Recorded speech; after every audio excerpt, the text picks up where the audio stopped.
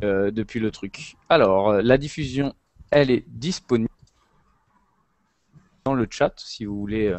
Ici. Ouh là là, il y a des coupures. Ouais, ça coupe pas mal là. On a perdu Tony, non?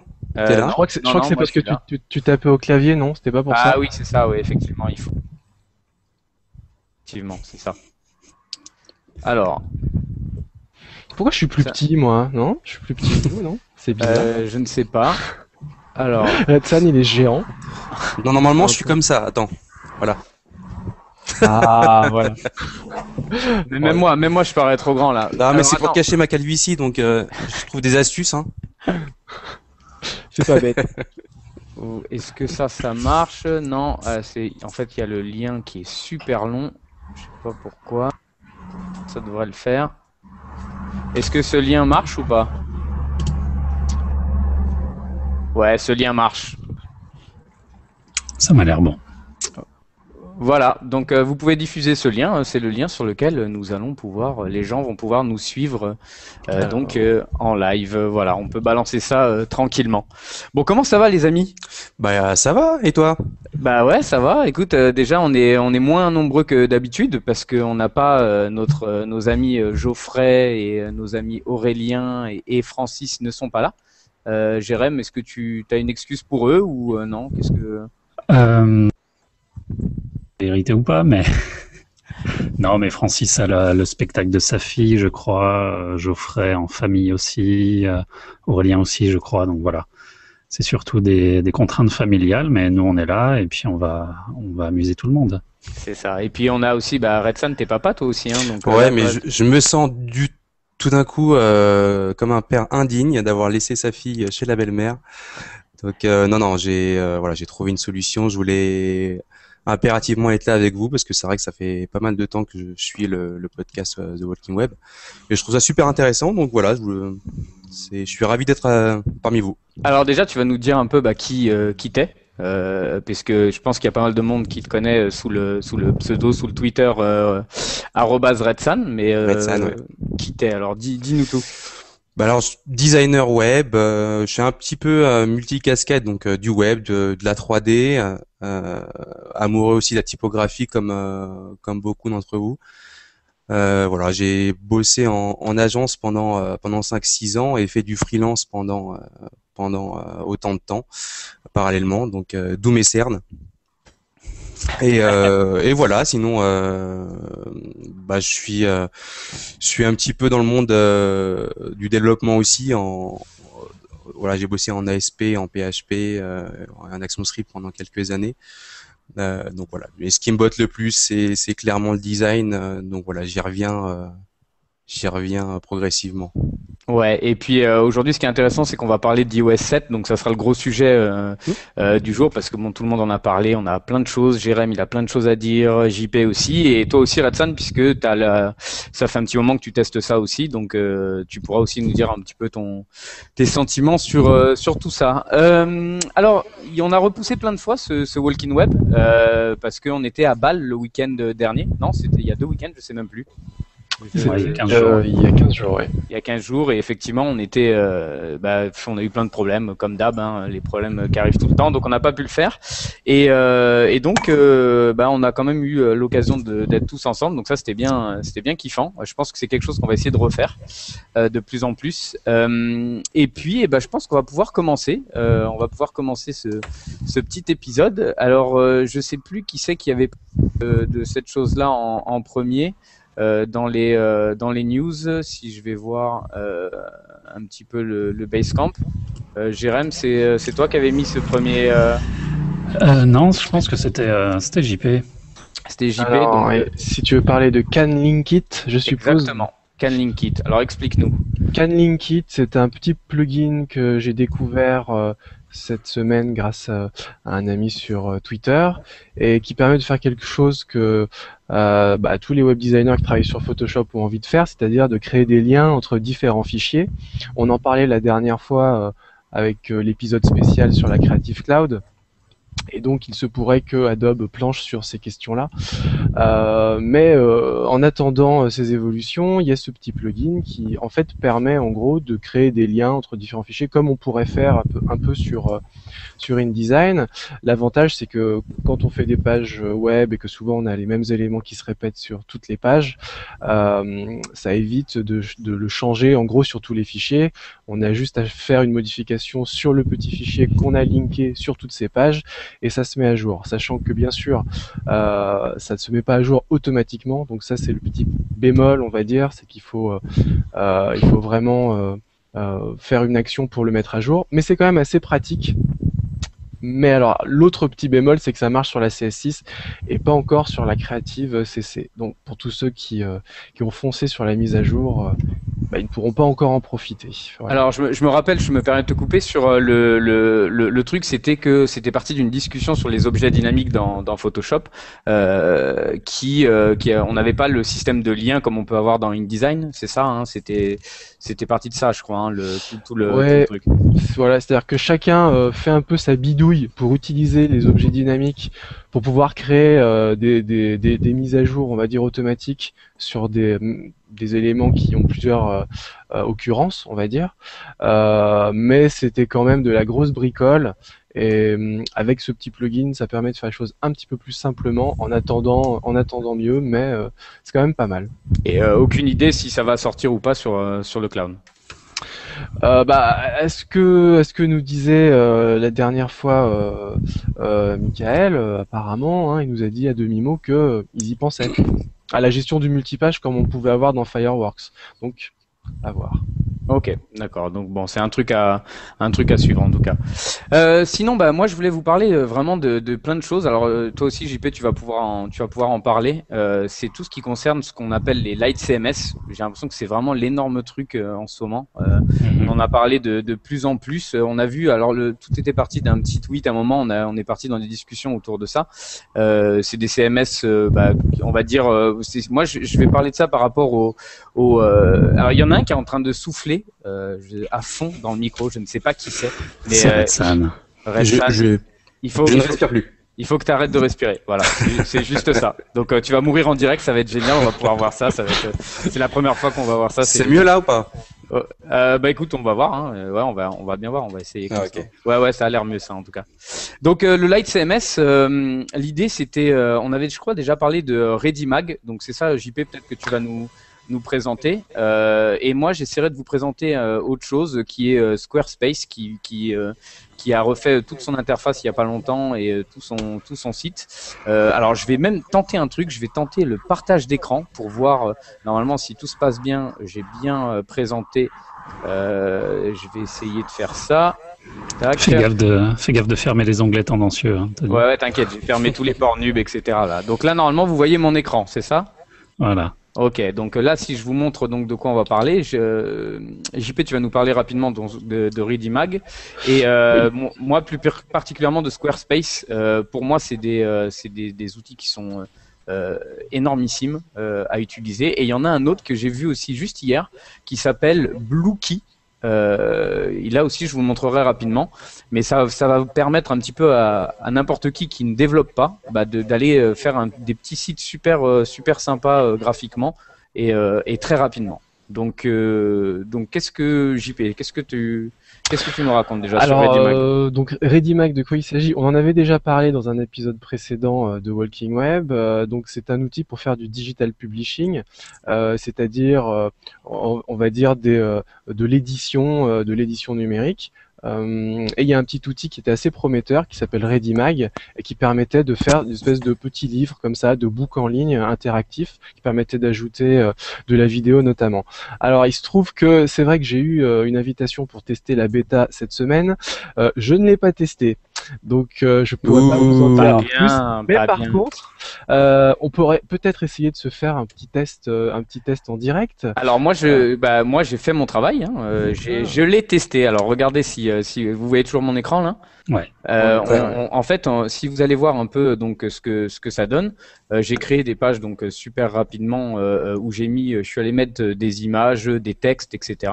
Et pour l'édition, c'est super bien foutu puisque on a tout en bas là, vous voyez ici la barre d'outils à partir de laquelle je vais pouvoir aller ajouter des contenus. Donc par exemple du texte, des images. Alors le texte, il suffit de cliquer dessus et du coup je vais pouvoir aller ajouter du texte ici. Là par exemple, j'avais mis un diaporama que je peux visualiser si je clique sur l'œil en haut. Eh bien, je visualise directement ce que ça donne en vrai. Alors apparemment là j'ai rien mis, donc on va plutôt aller sur une autre page. Ah non, mais j'en ai fait un nouveau, c'est pour ça que je ne comprends rien. Autant pour moi. En fait, il faut que je vais aller voir direct sur celui que j'ai créé, qui est celui-là. Voilà, ça sera plus parlant. Donc je refais, je recommence. Et ici, vous voyez que j'ai donc créé un petit bloc de texte. J'ai mis un slide d'image, voilà, que je suis allé simplement en cliquer-glisser. Tout est complètement paramétrable, donc je vais pouvoir très rapidement aller ajouter des choses. Je vais pouvoir contrôler, par exemple, on va aller mettre une image, et vous voyez que je déplace mon image ici, dans lequel je vais pouvoir aller ajouter n'importe quelle image que j'ai sur mon disque dur. Je vais pouvoir sélectionner mes blocs. Vous voyez que là, j'ai pris mon bloc qui était en bas et je vais pouvoir le redimensionner. Vous voyez, dans ma page, le bouger carrément. Et à chaque fois que je vais valider avec mon œil là-haut, eh bien, je visualise ce que ça donne en vrai. Vous voyez. Donc ensuite, si j'ai fait une autre page, voilà, là j'ai mis par exemple une image en full screen, eh bien ça je l'ai fait super facilement. À chaque fois que je veux l'éditer, j'ai toute la barre d'outils qui est en bas. Et alors il y a énormément de choses. On a par exemple tout un système de grid. Donc là il y a plein de choses. Vous voyez que je vais pouvoir ajouter ici des choses comme ça. Je vais pouvoir ensuite aller uploader n'importe quelle image, n'importe quelle vidéo. J'ai du texte, des slides. Enfin bon, voilà, c'est vraiment un truc super simple à mettre en place. Alors bien évidemment, on est dans des choses qui sont plutôt orientées très simples, c'est-à-dire on est dans du minimaliste. On met du full screen, mais c'est tout ce qui est super à la mode, un petit peu comme Medium. Ce genre de choses, et bien là vous allez pouvoir vraiment éditer tout ça et vous faire des présentations un petit peu chiadées, parce que vous pouvez aller mettre de l'image, de la vidéo, du texte, etc. et super facilement. Donc je pense que ça c'est clairement un des outils qui sont super intéressants pour tous ceux qui, je pense un petit peu au petit budget, quand on n'a pas on n'a pas le budget par exemple pour travailler avec un développeur. Ce qui est mon cas par moment, j'ai pas tout le temps le budget qui permet de faire ça. Ce genre de choses va me permettre de faire des sites très simples. Alors vous verrez après, je vous montrerai Squarespace qui va encore un petit peu plus loin. Mais pour moi, c'est vraiment des outils qui peuvent changer la donne un petit peu dans les années à venir en tout cas. Petite question, Tony. Est-ce que tu sais comment on exporte après voilà, ce que tu as créé? Parce que par rapport à Squarespace, ils misent vraiment sur le digital publishing. Alors, est-ce que ça veut dire qu'on peut l'exporter pour des tablettes?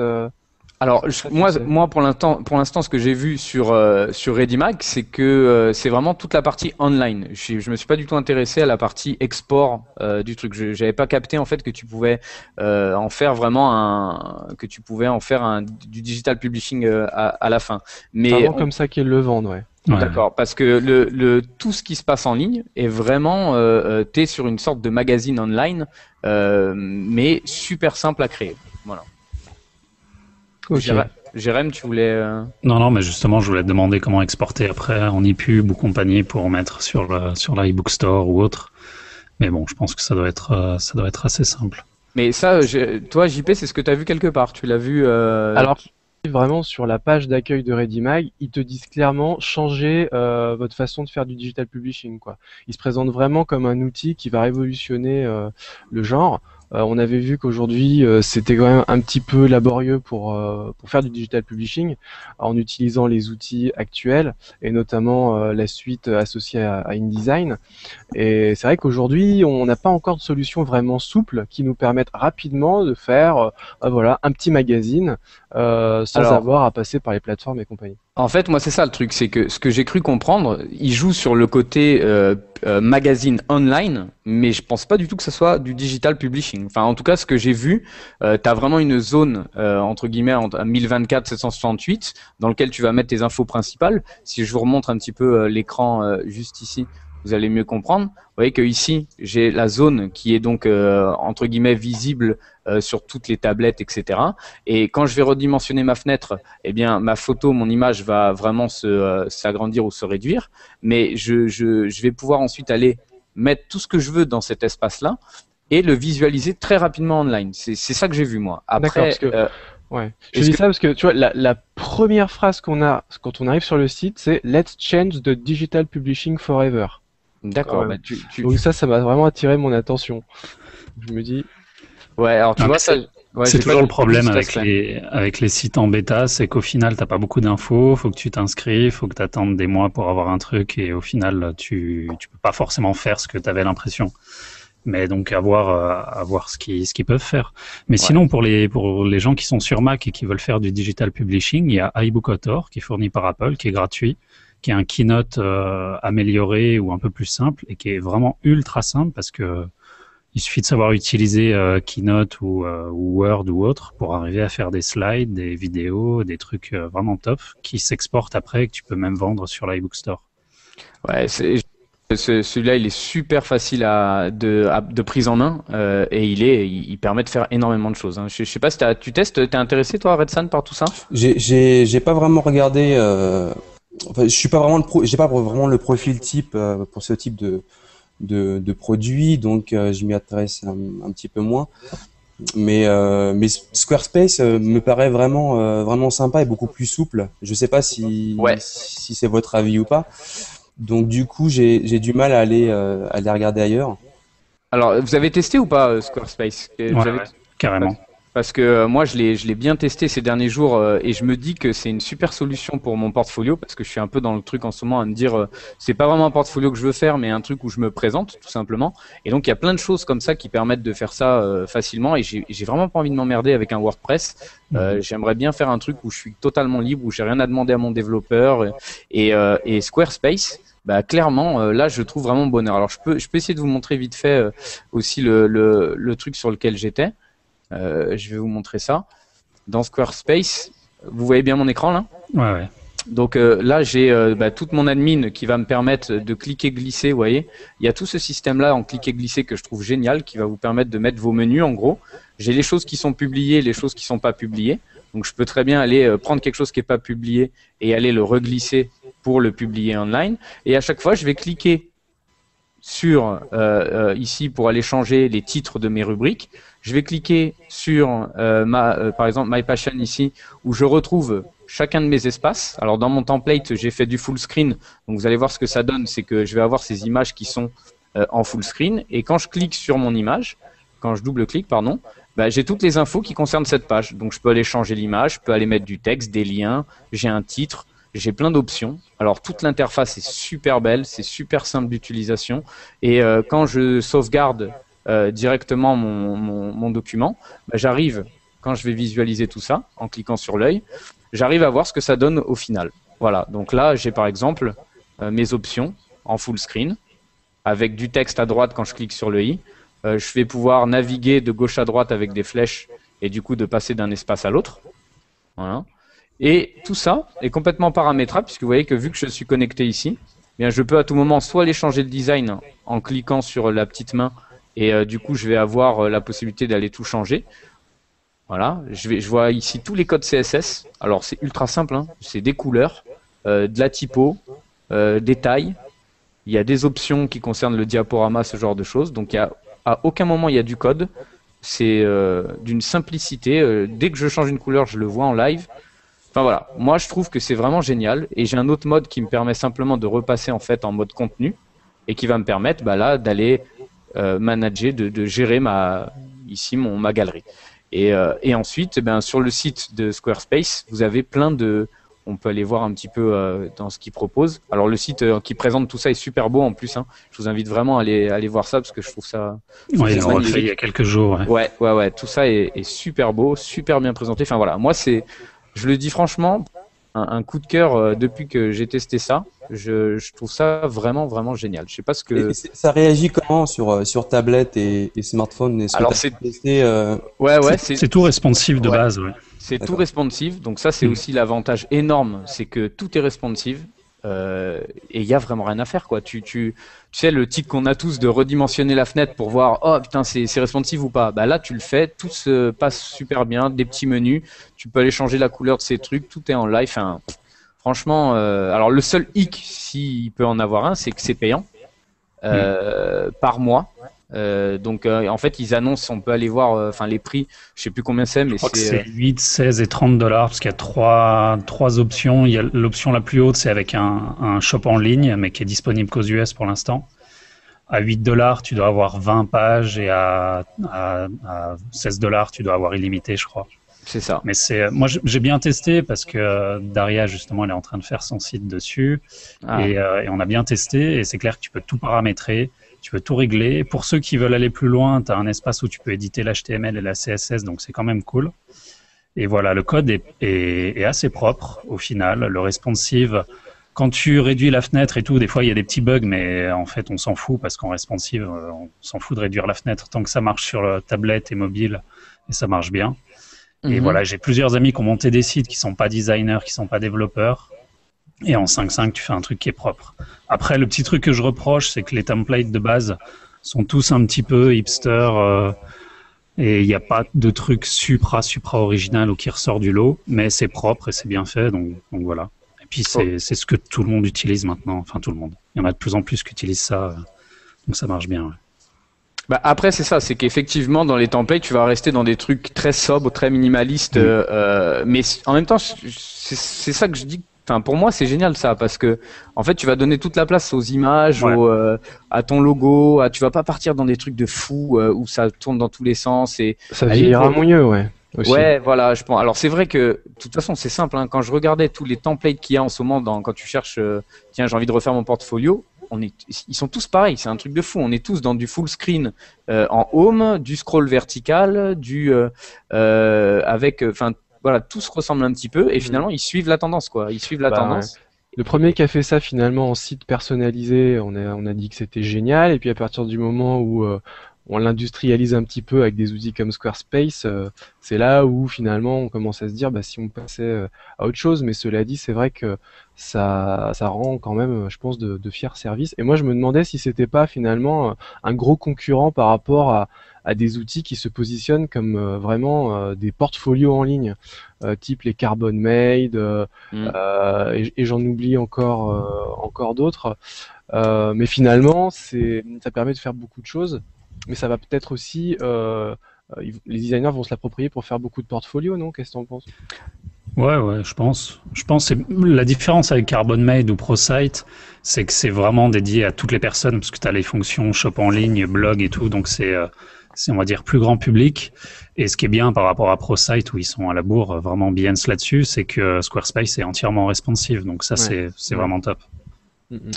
Ouais, et puis il y a énormément d'options. T'as plein de statistiques, t'as plein de, enfin il y a quand même vachement de choses et l'interface est tellement bien foutue que c'est vraiment super simple quoi. Dans tous les Light Mhm. CMS que j'ai pu tester, j'ai toujours été un peu déçu.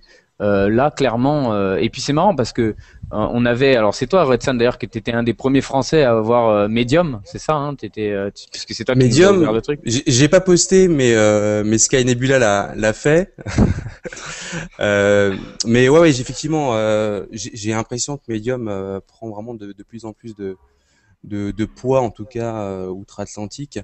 Je sais pas comment il se positionne vis-à-vis de. Enfin, en tout cas, il y a pas vraiment de gros concurrents, même de petits en France.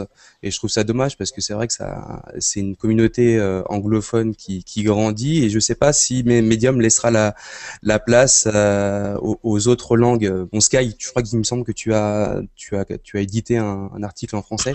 Ouais, non, mais c'était rapide, hein. C'était vraiment pour Ouais. Walking Web. Je voulais créer des articles en français, moi, de mon côté, mais c'est encore la motivation et le temps qui manque. Mais il y en Ouais. a des Français, il y a des alors je sais plus comment ils appellent ça, des collections françaises qui existent. Et donc il y en a de plus en plus, mais voilà, il suffit qu'on se crée notre propre place. Et Ouais, voilà. ouais. En tout cas, le contenu est intéressant et riche, très très qualitatif, Ouais. et ça fait du bien vraiment. Ouais. Alors après c'est encore un peu différent, mais dans le principe c'est un peu le même délire, c'est-à-dire une admin qui est super simple, tu vas glisser des images, c'est super sobre tout ça, et bah ouais, on voit bien que c'est la grosse tendance, hein, que ça soit les trucs qu'on a présentés tout à l'heure, Redimag, et le dernier que je voulais vous montrer donc c'était bluekey.st, encore quelque chose où on va pouvoir Alors, je peux vous le montrer aussi, hein, mais c'est encore on est en full screen. C'est exactement le même délire, quoi. Toujours en mode slide. Je vais vous montrer ça. Vous allez voir que c'est encore le même truc, quoi. Vous voyez que là, j'ai mon titre qui est donc en gros avec une petite phrase en dessous. Donc, on est bien un peu dans le mode un peu médium. J'ai le premier truc que j'ai créé, que j'ai appelé ici Anthony Legrand, lequel je vais pouvoir éditer. Et quand j'édite, quand je vais cliquer là, bah, je vais aller pouvoir sélectionner le texte, changer ça et mettre Red Sun, voilà. Et tout ça, donc je vais rajouter une autre image, je vais mettre des tags. Bon voilà, ça reste assez simple aussi, hein. On va rester dans du slide mais ça n'empêche qu'on peut faire rapidement une présentation. Il y a aussi tout un délire où on va présenter tout ça en blog. Donc il y a 3 présentations différentes, je crois.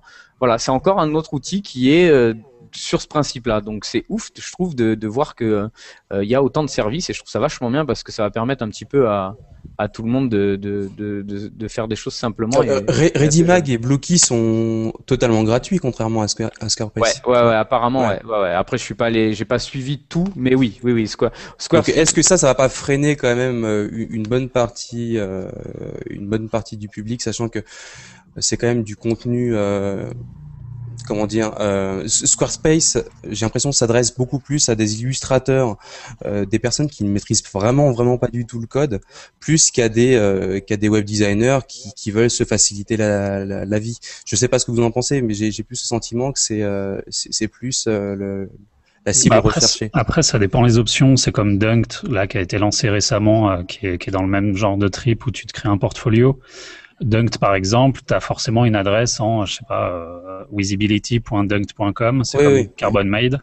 Squarespace, tu as tout de suite ton nom de domaine à toi. Donc voilà, tu payes, mais au moins tu as des options qui vont avec. Donc si tu es un minimum sérieux et que tu veux vraiment te créer un site, après, peu importe que tu sois web designer, illustrateur ou artisan boucher, je pense que c'est pas forcément la cible qui est différente, c'est juste les options qui sont fournies et puis l'interface et tout ça. Ouais. Oui, puis attention, tu vas beaucoup plus loin. Hein. Squarespace va beaucoup plus loin que les 2 autres choses que je t'ai montrées. Hein. Les autres choses, t'es vraiment dans du entre guillemets, tu postes un article avec de l'image et un titre. Ouais. Tu restes dans la présentation rapide comme ça, mais Squarespace va beaucoup plus loin, donc c'est différent, quoi.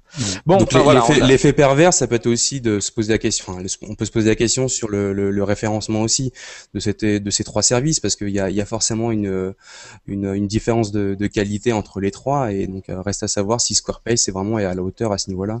Bah apparemment ils ont tout un truc SEO et tout, j'ai vu qui propose, qui a l'air vachement bien foutu. Ouais. Si tu veux, la différence, je pense, c'est que Squarespace, ils sont vraiment dans le mode business, quoi. Donc je pense qu'ils sont dans un truc de qualité super haut. Les autres, j'ai l'impression que c'est un peu plus petit, mais bon, voilà. Ce qui est sympa, je trouve, c'est de voir l'évolution de ce truc-là. Bon, c'était pas prévu qu'on parle autant de ça, mais c'est vrai que c'est assez passionnant comme. Enfin, moi, ça me passionne en ce moment, hein, parce que je suis à fond dedans. Et c'est marrant, Jérôme, que tu me dises que ta femme soit aussi là-dessus. On va pouvoir échanger du coup. Hein, Juste pour info, au cas où, pour Squarespace, vous pouvez tester gratos en fait. Tant que vous publiez pas le site, c'est un peu comme ProSite, vous pouvez y avoir accès, visualiser et tout ça. Donc ça permet de se faire une bonne idée sans payer un seul centime. Alors je crois que c'est pendant 12 jours par contre, non? Il y a un truc comme ça. Il y a une question de. Ouais, c'est peut-être 15 jours, je crois. Ouais. Il y a une question de durée. Voilà.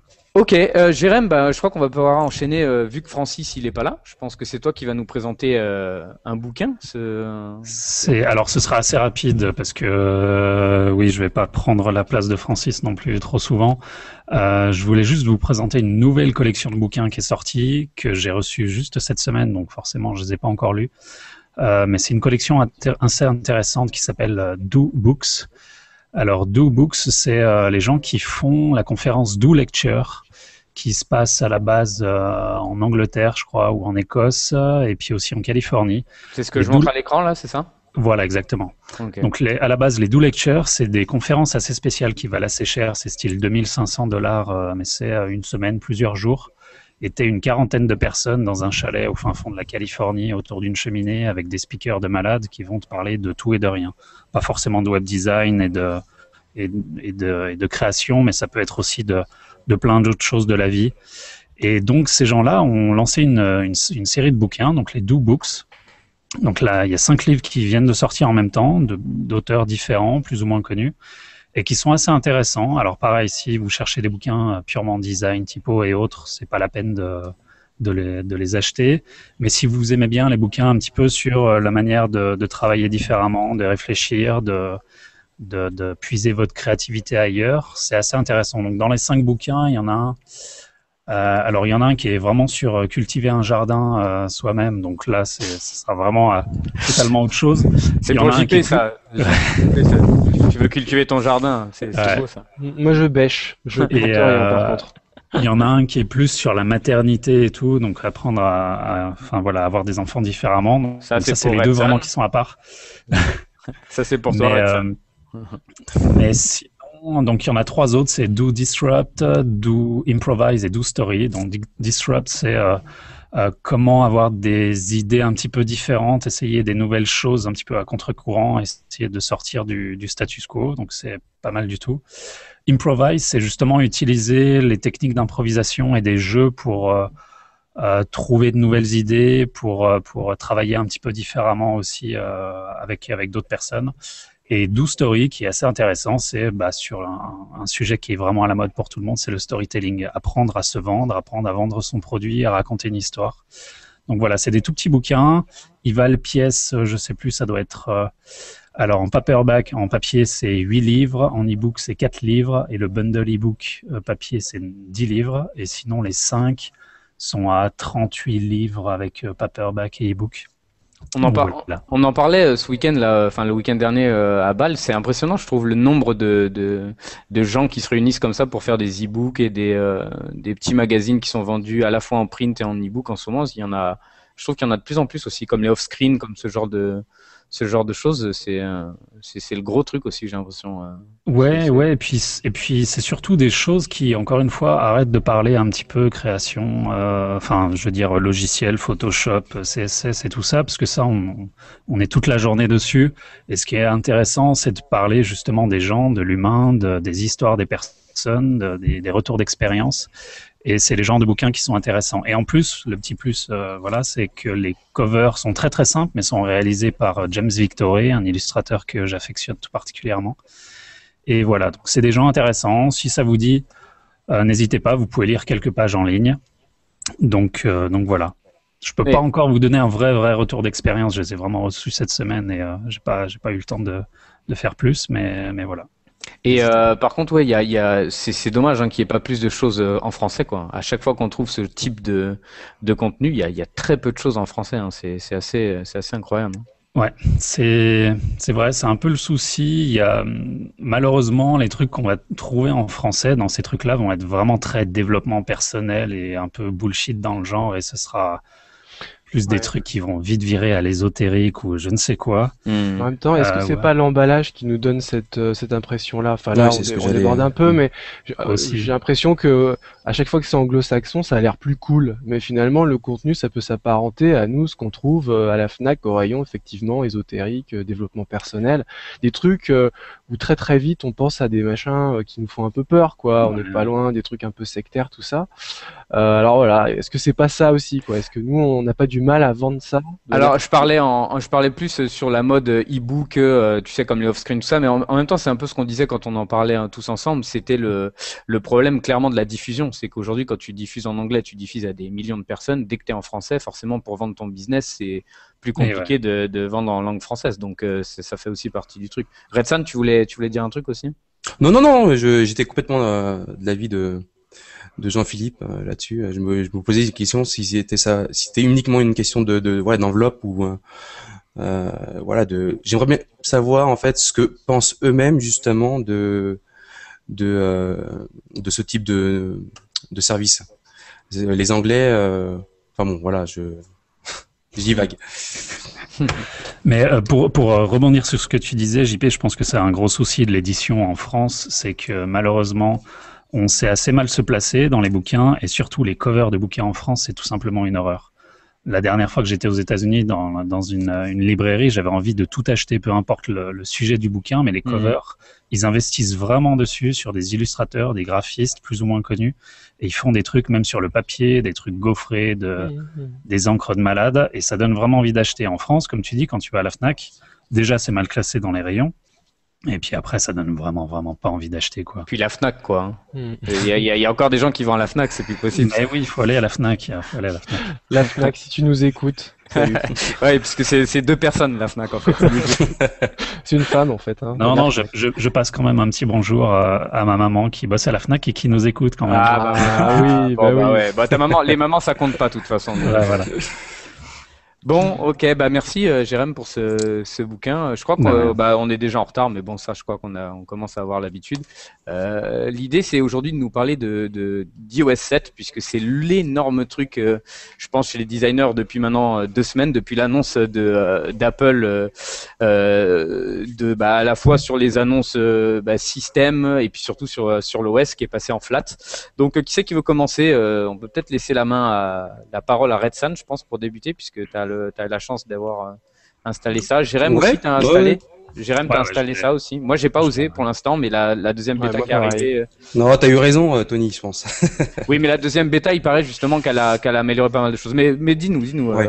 Dis-nous un peu ce que tu. Je sais pas, est-ce que tu veux l'avis que j'ai émis à la suite de la WWDC ou est-ce que tu veux l'avis que j'ai aujourd'hui après quelques jours d'utilisation? Il est sensiblement la progression, ça serait pas mal. Ouais, je pense que c'est justement un côté qui est super intéressant, c'est qu'on a tous eu, je pense, à la fois le truc de se dire, waouh, putain, Apple a des couilles, ça fait plaisir, mais waouh, qu'est-ce que c'est ces icônes et qu'est-ce qui se passe? Et puis, au fil du temps, on voit plein d'articles qui pullulent et plein de gens, à force de l'utiliser, qui sont finalement vachement contents. Il y a l'histoire aussi que c'est une bêta, qu'il faut faire attention à ça, et que, voilà, ça effectivement, l'évolution peut être intéressante.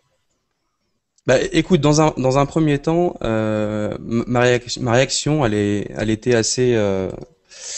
J'étais assez positif. Voilà, j'étais assez content de voir que Apple prenait une direction un peu différente, et on voyait tout de suite que Steve Jobs n'était plus là. Parce que voilà, ensuite on peut se poser la question, est-ce que si Steve était là, est-ce que les choix ergonomiques et les choix esthétiques auraient été les mêmes? On n'aura jamais la réponse, mais en tout cas sur l'aspect esthétique, sur les icônes notamment, parce que c'est tout de suite ce qui nous a frappé. J'étais quand même assez dérouté parce qu'effectivement on sent qu'il n'y a pas la précision chirurgicale d'Apple dans la conception de ces icônes. D'ailleurs, ça a fait pas mal de bruit sur le web. Mais après coup, je me dis que c'est audacieux et je me demande juste si Apple n'a pas pris cette direction pour se démarquer réellement des concurrents. Et quand je parle de concurrents, voilà, je parle clairement d'Android et de Windows Phone. On peut s'étendre sur le sujet la direction du minimalisme. On sait tous que Windows Phone a pompé des choses sur Android, que Android a pompé des choses sur l'iPhone, et la boucle est bouclée aujourd'hui quand on voit certaines icônes et certains screenshots. Maintenant, voilà, je sais pas, je suis un peu partagé. D'un point de vue fonctionnalité, je trouve qu'ils ont fait vraiment le minimum vital. Le centre de contrôle était juste nécessaire et indispensable. Le centre de notification aussi. Ensuite, il y a des petites animations, l'effet parallaxe, toutes les petites animes d'entrée et de sortie d'application. Lorsqu'on déverrouille le lock screen aussi, tous ces petits détails qui font qu'on a l'impression qu'Apple fait attention encore à des détails. Maintenant, je ne sais pas ce que vous pensez, vous, clairement, des choix esthétiques. Je suis un peu partagé et je suis un petit peu déçu après coup. Bah, je crois qu'on est tous, on a eu tous un peu ce truc de se dire, ok, en fait, on sait pas trop quoi en penser. Je pense qu'on a tous été un peu comme ça, en se disant, ok, on attendait tous du flat, ça c'était sûr, mais dans le flat, je pense que Jérôme et JP, vous allez pouvoir en parler aussi pour les différents articles qui ont pu sortir à droite à gauche, mais du flat, il y en a de plein de sortes, quoi. Et celui qu'ils ont proposé, en tout cas au niveau des icônes, étaient un peu chelous. Des choix d'une icône à l'autre qui sont, c'est surtout le manque d'harmonie, je crois, qui nous a tous un peu Voilà, choqués. ouais, l'homogénéité, exactement, Ouais, c'est ça. l'homogénéité et l'histoire aussi qui est sortie juste après, que c'était les équipes marketing qui étaient un petit peu, qui avaient mis leur sauce dans tout ça. Et puis au final, des articles qui montrent que en fait, les trois quarts des gens ne voient même pas voient la différence, mais on n'a rien à foutre des icônes et que en fait, les trucs, toute l'interface, c'était les gens kiffent. Donc ça, c'est aussi, faut faire gaffe aussi à pas nous toujours être à fond dans le design et pas. C'est vrai que les retours qu'on a pu avoir, c'était beaucoup de designers ou on va dire, de personnes qui s'intéressent quand même beaucoup aux dernières tendances, innovations, etc. Et bon, après, est-ce que effectivement c'est le même retour que le grand public? C'est pas sûr. Bon, moi, c'est vrai que j'ai été un peu déçu d'abord parce que je me suis dit, bah tiens. Apple suit la tendance et on n'était pas habitué à ça. On était plutôt habitué à ce qu'ils soient des guides plutôt que des suiveurs. Après, bon, peut-être qu'ils veulent toucher un plus grand public, ok, mais quitte à suivre la tendance, autant le faire à la Apple, quoi. C'est-à-dire d'être effectivement, comme le disait Red San, beaucoup plus fin. Moi, ce qui m'a énormément choqué, c'est le manque de cohérence globale entre tous les icônes. On a vraiment l'impression que c'est des icônes qui sont pris de ressources différentes et qui n'ont pas du tout été travaillées dans une logique de famille. Donc rien que ça, c'est vrai que pour créer une identité, c'est un peu moyen. Et finalement, qu'est-ce qui ressort le plus de cette nouvelle interface, on va dire visuellement, hein, c'est déjà ces couleurs qui sont quand même assez étonnante. Moi, j'ai l'impression d'avoir des couleurs arc-en-ciel de partout, des dégradés. Et c'est vrai que je me suis dit bon, qu'est-ce que ça peut donner à terme? Alors après, avec le temps, à force de voir quand même l'interface, j'ai l'impression de m'y habituer de plus en plus. Et maintenant, ce qui est important aussi, c'est que je me dis qu'une interface, ce n'est pas qu'une image. Ce qui est important, c'est aussi l'expérience utilisateur. C'est comment on va se servir de tous ces nouveaux outils. Et bon, là, par contre, j'attends de voir quand je passerai iOS 7. J'ai eu l'occasion de l'utiliser, mais pas sur mon mobile. Et bon, pour l'instant, c'est une bêta, donc il y avait encore quelques bugs, mais à voir à la rentrée. Alors, je vais donner la main à Jérém, mais c'est un peu ça, c'est qu'en fait, elle a le même profil que moi, dans le sens où nous, on a testé rapidement les trucs, et que forcément, au premier abord, tu te dis, ouais, l'interface, ok, les icônes choquées. Mais est-ce que Jérém et donc Red Sun, vu que vous l'utilisez maintenant depuis quelques temps, est-ce que vous aussi, qui avez, je pense, eu la même réaction que nous au départ, est-ce que ça a changé depuis dans l'utilisation? Alors, moi au tout départ, pendant la keynote, j'ai eu un peu comme tout le monde dire ah tiens putain de l'Helvetica, c'est pas très original. Fine en Ouais. plus. Ouais. Ah, et puis, mais bon, je suis en Suisse, donc l'Helvetica, c'est normalement c'est obligatoire d'utiliser ici. Mais en même temps, je me disais voilà, le design est quand même assez fin. Les icônes, je me suis dit ouais, c'est un peu choquant. Les couleurs, c'est quand même la grosse claque. Tout le monde s'est mis à critiquer, ça m'a assez vite saoulé, tous les redesigns des wannabe designers et tout ça qui se sont mis à critiquer la grille d'icônes et à rentrer dans des détails hyper poussés. Et quand je me suis mis à l'utiliser, eh ben, au final, j'ai pris une claque inverse. Et comme tu disais, JP, l'expérience, elle est assez hallucinante. Ah oui. Par rapport à iOS 6, il y a tout qui change en fait, vraiment.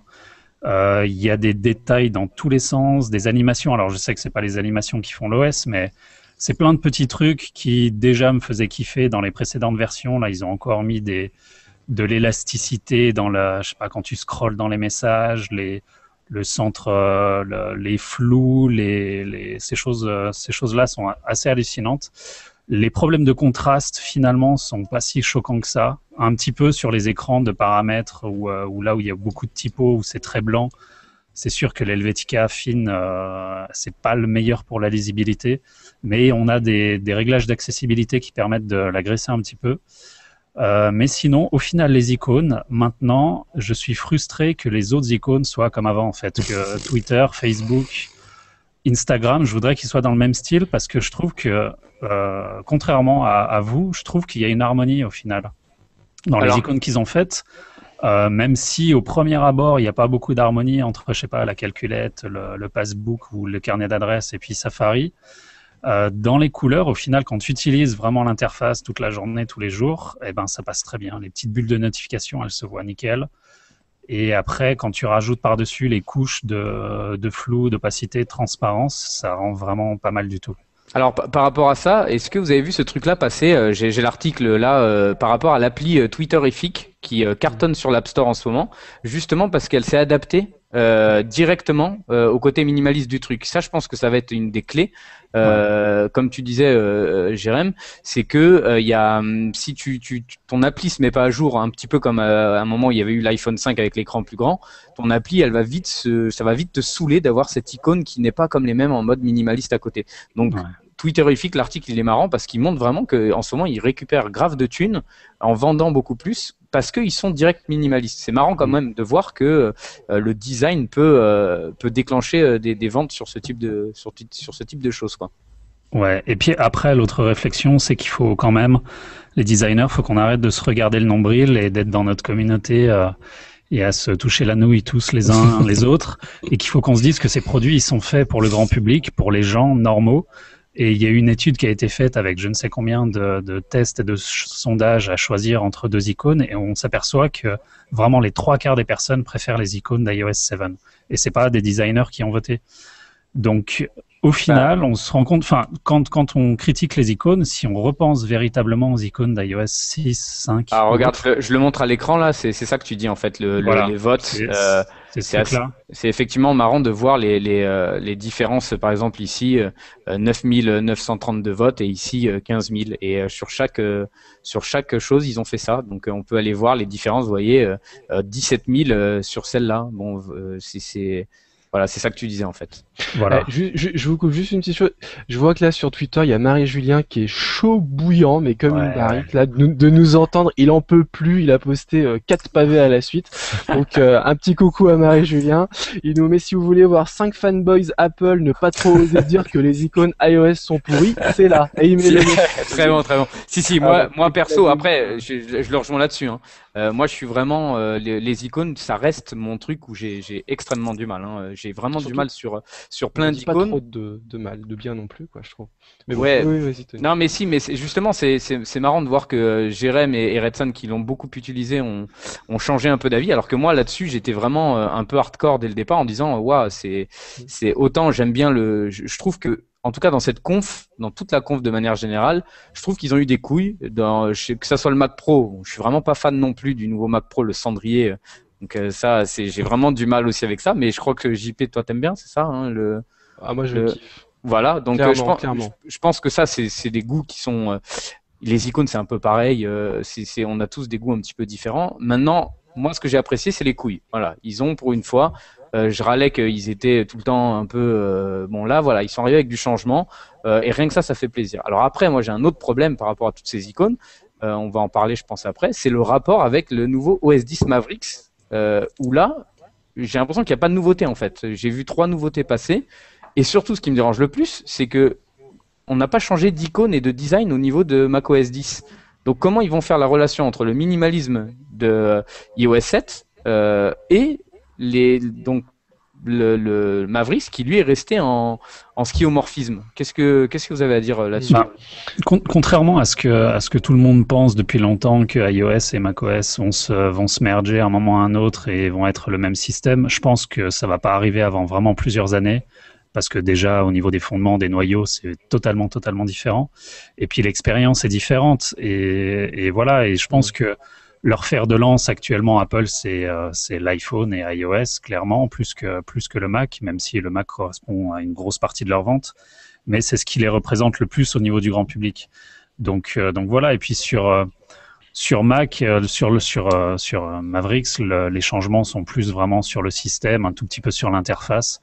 Oui, mais là, j'aurais plus de mal à voir débarquer des icônes de toutes les couleurs sur mon Mac. Oui, mais t'es d'accord que ça fait un peu bizarre, non, d'avoir une icône iTunes sur ton iPhone qui soit quelque part super minimaliste comme ça, et puis tu passes sur ton Mac, rien à voir. Je trouve que c'est pas cohérent, ça. Peut-être qu'il faudra avoir un petit peu plus de ressemblance, ne serait-ce que pour ne pas se perdre non plus entre les différents systèmes, d'accord, mais en même temps, on part un peu du principe que d'un système à un autre, tout doit être pareil, etc. Mais on n'utilise pas du tout de la même manière un mobile ou en tout cas une surface tactile qu'un écran. Et finalement, est-ce que c'est si pertinent d'avoir du flat sur un écran? Je suis pas sûr. Moi, j'ai toujours trouvé que le flat se prêtait très très bien au tactile C'est vrai. et beaucoup moins à une utilisation d'ordinateur de bureau.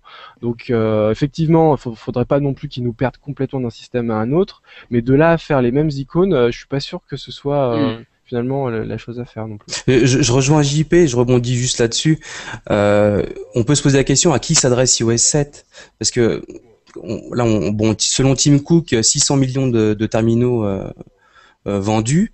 Dans le lot, il y a forcément une grosse majorité de personnes qui sont pas des geeks. Et donc Apple doit à la fois continuer à séduire les geeks en essayant d'offrir un peu plus d'ouverture et aussi répondre aux besoins de Madame Michu. Donc en continuant à ce travail de simplification. Donc je pense qu'ils ont le cul entre deux chaises et que justement cette direction artistique prouve parfaitement qu'ils ont décidé d'aller chercher le grand public. Ensuite, il y a forcément une question de goût, mais voilà. Ensuite, au niveau des fonctionnalités et de l'ergonomie, j'ai le sentiment qu'Apple doit composer avec ces deux opérandes. Ouais, je rejoins un peu ce que tu disais, JP, sur le fait, par exemple, de Microsoft, le Windows, quand tu le vois sur tablette, etc., je le trouve vachement intéressant. Et effectivement, quand tu passes sur je l'ai testé aussi sur un PC traditionnel, c'est beaucoup moins pertinent, cet aspect flat, une fois que tu es sur ton Mac. Donc, est-ce que ils partent de ce principe-là aussi? Bon, Peut-être qu'ils ont tiré, on va dire, après en même temps, en étant suiveurs sur les tendances, ils ont peut-être profité d'un certain recul sur l'utilisation de ce type d'interface, et peut-être qu'aussi ils en ont effectivement tiré des leçons, quoi. Donc, après, il y a juste aussi un problème de logistique et d'organisation, parce qu'une partie des équipes des développeurs de macOS sont passés sur iOS, donc il y en a clairement plus maintenant qui développent iOS. Donc l'évolution de macOS sera beaucoup plus lente que celle d'iOS. Donc voilà, mais moi je me fais pas de soucis. Un moment ou un autre, il y aura. Ouais, voilà. Un moment ou un autre, il y aura un petit peu plus de ressemblance. On verra ce que ça amènera, mais je me fais pas trop de soucis. Mais comme tu disais, Red Sun, je pense que là, ils visent clairement plus Enfin, ils ont toujours visé le grand public, mais il y a peut-être plus une envie de se marquer vers les jeunes générations. Il y a sûrement un iPhone low cost, comme tout le monde le dit, qui va sortir en couleur ou je ne sais quoi. Donc voilà, ce sera coordonné aux icônes peut-être. Après, moi, je mets un gros bémol à ça, parce que c'est pas parce que tu t'adresses à du grand public et à entre guillemets, Madame Michu qu'il faut faire des trucs dégueulasses, tu vois. Non, bien sûr. C'est l'icône qui est... Enfin, franchement, c'est sûr que quand tu vois le fameux truc là, est-ce que vous avez lu des choses? J'en ai lu quelques... Je sais pas vraiment si ça a de sens ou pas, mais l'histoire des marketeurs qui auraient mis leur sauce vraiment dans chaque icône, etc. Est-ce que vous avez vu ça?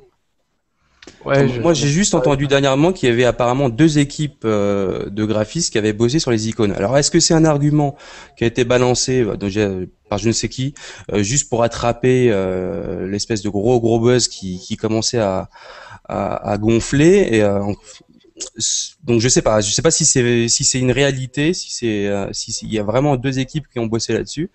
En tout cas, ça serait une bonne excuse en tout cas, parce que là, clairement, il y a des icônes qui ont vraiment rien à voir avec d'autres.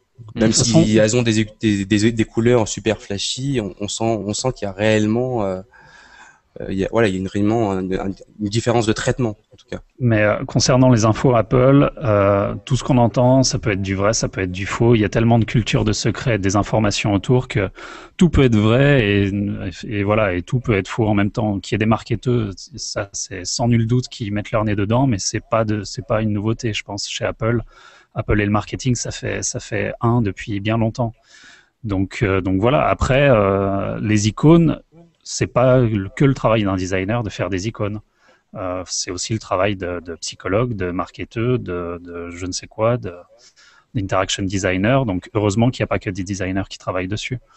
Et voilà. Alors je veux pas vraiment sauver la peau de ces icônes. Hein. Je suis pas non plus ultra fan, mais moi je dis juste à toutes les personnes qui critiquent, utilisez l'iPhone et iOS 7 un peu plus d'une heure pour vous rendre compte que au-delà de l'aspect esthétique, vraiment l'expérience est Ah oui, en hallucinante. termes Les du X, animations, oui, en termes du X, ouais. y a rien à dire, il y a une vraie Les évolution. animations les animations qu'on l'air gadget au début amènent en fait une homogénéité vraiment au truc. Alors après, les parallaxes sur le fond d'écran, ça c'est de la connerie, ça se désactive très facilement.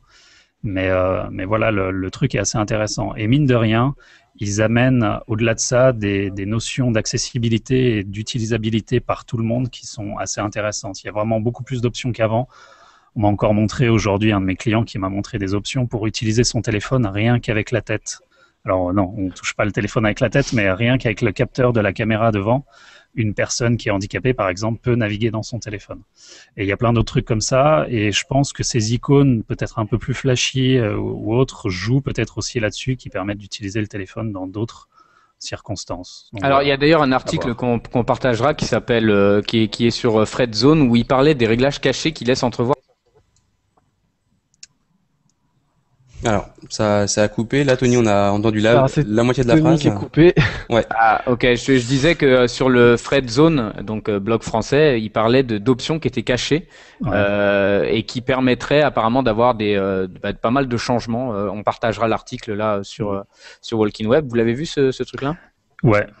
Moi, je sais pas s'il faut vraiment faire confiance parce que c'est un seul mec qui a trouvé ces réglages cachés qui, bien sûr, veut pas dire comment il les a fait. Il y a personne d'autre sur la communauté de millions de développeurs qui a réussi à le faire.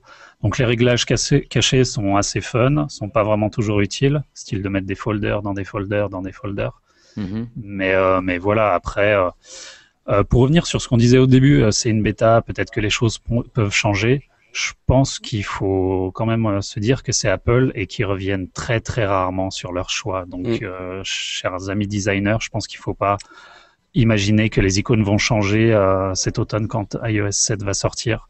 Ce qui va changer, c'est vraiment les bugs parce qu'il y a vraiment des méchants bugs sur l'utilisation du Ouais, mais système. même avec la dernière mise à jour là, ça continue. Ouais. Ouais, Bah, ouais. moi, je perds mes contacts et mes mails tous les jours. Ils reviennent de temps en temps. Ouais, Donc JP, on a voilà, bien fait de pas installer. Hein. Ah JP, oui, c'est embêtant ça. ils euh, rebootent une dizaine de fois par jour, mais ça, on s'en fout. C'est une bêta. Enfin, si tu on veux s'en fout pas, utiliser un. mais c'est une Non, bêta. mais bon, c'est le Bah but. Ça tu sais à permet. quoi t'attendre quoi. Voilà, bien sûr. Ouais, en plus Red Sun, je me rappelle que avec toi, on avait déjà fait la mise à jour il y a un moment. C'était donc sur l'ancien système et on s'était déjà mordu les doigts. Ce que j'aime bien, c'est que toi, tu as quand même refait quoi. Voilà, tu es retourné quand même.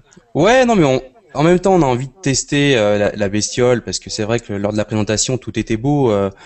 Enfin, hormis les icônes pour pas faire, voilà, pour pas faire de grosses polémiques là-dessus, continuer là-dessus. Mais c'est vrai qu'en termes d'UX, non, je rebondis sur ce que disait Jérémy et JP. Il y a une vraie évolution et t'as envie de tâter la bestiole. Donc ouais, j'ai pris le risque. Bon, la bêta 2 a effacé quelques bugs de la première. Mais on a fait naître beaucoup d'autres. Mais bon, c'est rien, Ça ça va Ok. va s'arranger. s'arranger. Ouais, ça va s'arranger. Bon, bah, je vois qu'on a déjà dépassé notre petite heure. On pourrait en parler tellement longtemps que c'est dommage que Aurélien et Geoffrey soient pas, parce qu'ils auraient vraiment, c'est un peu leur spécialité, tout ça. Donc ça aurait été cool, mais ça sera intéressant d'avoir leur avis aussi. Je pense ils pourront peut-être aller commenter tout ça. Surtout que Geoffrey, lui, il est plus sur Android, il me semble, Ouais. dans le truc. Donc ça serait marrant d'avoir justement un petit peu l'avis comme ça d'autres personnes. Mais bon, en tout cas, On en reparlera, je pense, en tout cas. On n'a Ouais, pas fini ouais. d'en parler. En tout cas, c'est vrai que sur Dribble, c'est la folie, quoi. Tous ils se donnent à fond pour qui va aller faire la meilleure icône de la meilleure icône. Un truc, par contre, de manière générale, qui a quand même changé vachement, je trouve, c'est que on a tous en tête de se dire que ça aurait été impossible que tout ça se passe avec Steve Jobs. Je pense que ça, c'est un truc qui reste dans nos têtes. Enfin, en tout cas, moi, c'est ce que je pense. Ce manque de cohérence qu'il peut y avoir. On prend toujours l'exemple des icônes, mais je pense que c'est un peu plus général que ça. Moi, je reste persuadé quand même que l'histoire de macOS 10 et de l'iOS, c'est quand même un truc un peu bizarre qu'il n'y ait pas plus de cohérence que ça. Et je reste persuadé que Steve Jobs, il aurait pas laissé passer ça. Mais bon, en tout cas, la dernière conf m'a remis dans le truc en me disant, ils avaient vachement d'humour. Ils sont arrivés avec plein de trucs. Bon, on a revu un peu du Apple comme on attendait depuis la mort de Steve Jobs en gros quoi. Donc oui, parce que pour rendre hommage quand même à la concurrence, Apple était quand même en retard sur certains points par rapport à Android ou Windows Phone sur l'esthétique. Je suis d'accord, le skeuomorphisme à tout va. Les OS Android, pour l'Android pur, hein, quand ils sont refactorés par les constructeurs, c'est vraiment des horreurs, mais Android pur est quand même assez joli sur certains points, à des choses intéressantes. Donc là, Apple reprend un petit peu du poil de la bête, donc c'est ce qui est intéressant. On va voir ce que vont faire les autres maintenant. C'est vrai que ça, c'est quand même génial aussi, le fait qu'aujourd'hui Windows et Android soient aussi très bons, et du coup ça relance le truc, et qu'on attendait ça d'Apple, et qu'ils soient plus présents. Donc il y a, je pense, effectivement pas mal d'erreurs, mais on sent qu'ils reviennent quand même un peu au devant de la scène sur les trucs quand même qui sont leur base, quoi. Hein. Tout ce qui est interface, tout ça, c'est quand même effectivement les gens qui créent à la base. Donc c'est vrai que je rejoins aussi JP sur le fait que c'est un peu la première fois que on se voit Apple qui suit une tendance plutôt qu'il la crée, quoi. Donc bon, voilou quoi. Est-ce qu'on fait on fait un peu de what the fuck, parce que j'ai mis un what the fuck qui a un rapport avec ce qu'on vient de dire. C'est quelqu'un qui a sorti un site qui s'appelle Johnnyfy Me. Donc c'est JONYFY.me. Et en fait, il y a un petit champ, vous rentrez l'adresse de votre site internet ou n'importe quoi, et là, il y a un mini Johnny Hive qui apparaît et qui transforme votre site internet à l'esthétique iOS 7, donc avec des dégradés à tout va, des jolies icônes. Donc voilà, j'ai testé sur mon site entre autres. C'est assez horrible, mais c'est marrant. Donc voilà, comme il faut savoir rebondir et avoir de l'humour. J'espère que Jonathan a vu ça et qu'il a bien aimé. Ouais, on donnera ça aussi dans le. Alors, je poste tous les liens sur le flux Twitter, donc pour ceux qui veulent les retrouver, voilà. Ah, tu es notre spécialiste Twitter, parce que c'est vrai que nous on regarde pas du tout, on se soucie pas du tout de tout ce qui se passe autour. C'est toi qui es. En même temps, c'est un peu l'intérêt du live, hein, c'était de pouvoir interagir. On s'en fout complètement de la communauté. On remarque, je crois qu'il y a qu'une seule personne qui nous écoute, là, c'est Marie-Julien. Ouais, bon, c'est ça qui est bon. C'est ça qui est bon. Et il y avait, oui, on avait d'autres what the fuck là. On avait, vous avez vu ce truc passer sur les explosions d'actrices dans les films. Ouais. C'est fantastique. C'est magique, hein. C'est complètement dingue. Ouais, donc ça, je pense. Tu l'as vu ça, Redsan? Ouais, j'ai vu ça. Ouais, je pense que tout le monde l'a vu ça. Hein. C'était assez énorme. Et on en avait un dernier qui est. Alors attendez, je vais regarder ça. Ah oui, alors ça, j'ai vu passer un truc qui concerne en fait un produit qui ressemble un petit peu au Nike Fuel. Alors je vais vous donner le lien, je vous le mets dans le chat. C'est le Fuel Band, c'est ça le nom, Jérém, que tu utilises? Ouais. Voilà, je l'ai mis dans le chat, hein, si tu veux le partager, JP. Et du coup, alors ça, vous allez voir, le web design et tout, il est super sympa. C'est vachement bien foutu, etc. Et c'est une sorte de fuel band que vous mettez à votre chien. Et du coup, vous allez suivre toute l'activité de votre chien en temps réel. Donc sur votre iPhone, vous allez pouvoir voir combien il marche par jour, à quel moment il boit, et puis vous allez pouvoir faire des statistiques autour de ça. Et c'est un peu WTF parce que les mecs ont carrément fait une communauté. Donc tu as une communauté de gens qui viennent partager des statistiques de leurs chiens, etc. Et quand vous allez voir le site, il est super bien foutu. Le produit, on croirait vraiment le projet un petit peu, je sais même pas si c'est pas d'ailleurs un projet Kickstarter à la base, mais c'est typiquement dans l'ambiance, tout est super bien foutu, les belles photos, tout ça.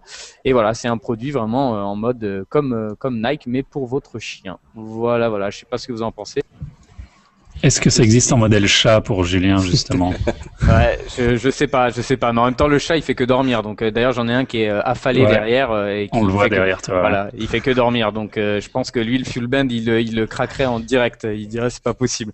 Un chat qui bouge pas comme ça existe pas. Mais donc, c'est assez intéressant cette tendance quand même de monitorer tout ce qu'on fait. Donc là, ça va même jusqu'à nos pas, Jérémy.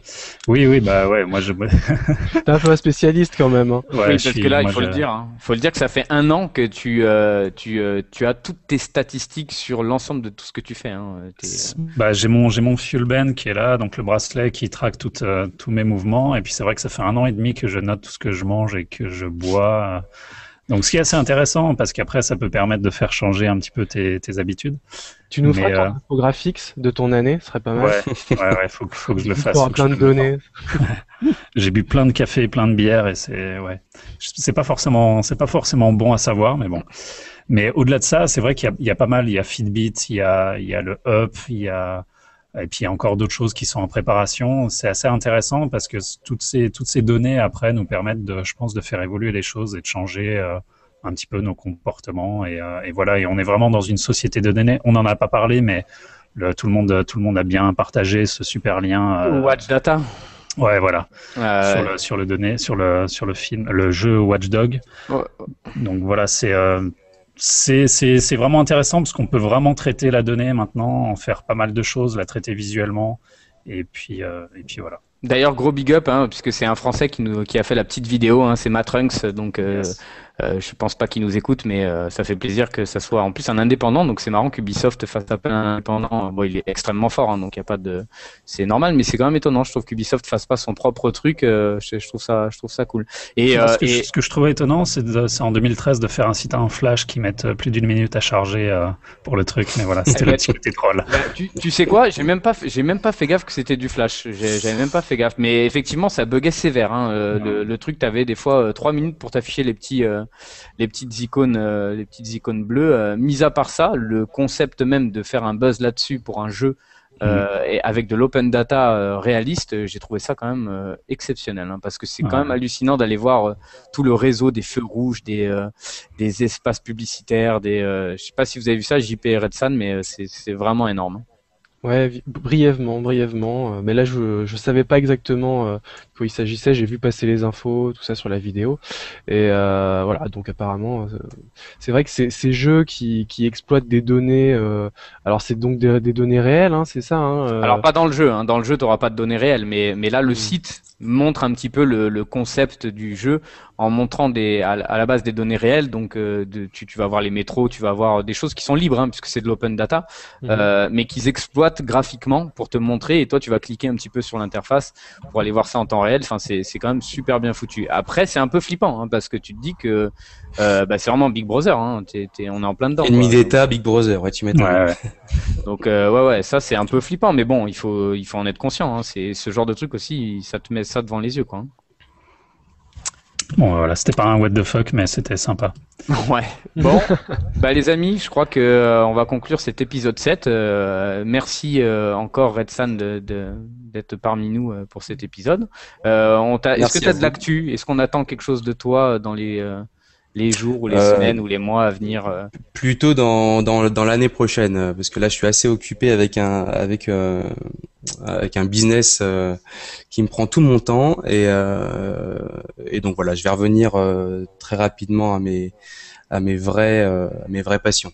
Alors si, on peut quand même peut-être dire à tous ceux qui nous écoutent qui sont fans de Paris, alors là on va se prendre tous les Marseillais qui vont nous Tu vas détester. sur un terrain dangereux là.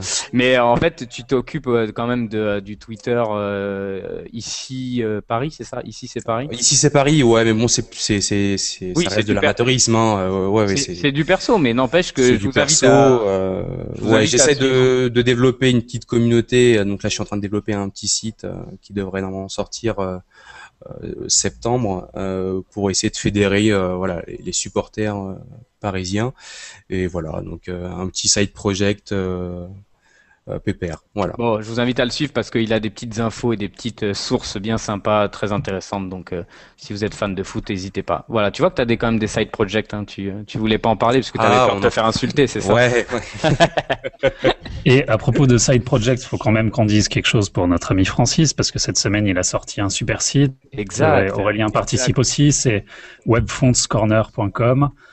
Qui est un super site qu'il a fait avec, j'ai perdu le nom du Nicolas Torres qui l'a développé. Voilà, Francis a fait le design, et c'est donc une petite compilation un peu à la Site Inspire, mais qui donne toutes les webfonts utilisées sur plein de jolis sites.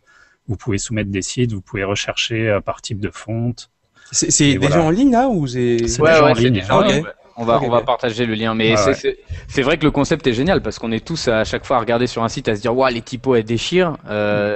Et au lieu d'aller se chercher, etc., les typos, en baladant sur la galerie, tu vas voir plein de beaux sites que tu as déjà vus et bam, tu as toutes les webfonts déjà disponibles avec de l'info et tout. C'est vrai que c'est un concept génial. Super. Et on peut soumettre des sites d'ailleurs. Hein. Donc, si vous avez des jolis sites avec des jolis typos qui fonctionnent bien, vous pouvez les soumettre sur ce site.